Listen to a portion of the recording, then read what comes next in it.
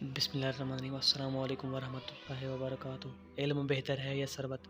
حضرت علی رضی اللہ تعالیٰ عنہ کے ساتھ بہت سے لوگ بیٹھے ہوئے تھے کہ ایک شخص آیا اور کہا، اے علی، علم بہتر ہے یا ثروت؟ حضرت علی رضی اللہ تعالیٰ عنہ نے فرمایا، علم بہتر ہے، کیونکہ علم میراث انبیاء ہے اور ثروت میراث قارون و فرعون۔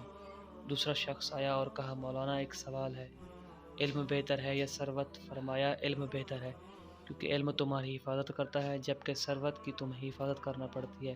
تیسرا شخص آیا اور کہا کہ مولانا، علم بہتر ہے یا ثروت؟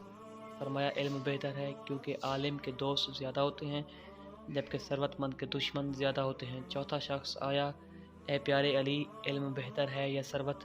فرمایا، علم بہتر ہے، کیونکہ علم تقسیم کرنے سے بڑھتا ہے۔ ایک اور شخص داخل ہوتا ہے، اے علی حیدر کرار رضی اللہ تعالیٰ عنہ، علم بہتر ہے یا ثروت؟ فرمایا، علم بہتر ہے، کیونکہ زمانے کے گزرنے کے ساتھ ساتھ علم پرانا نہیں ہوتا جبکہ مال و ثروت پرانی و پوسیدہ ہو جاتی ہے۔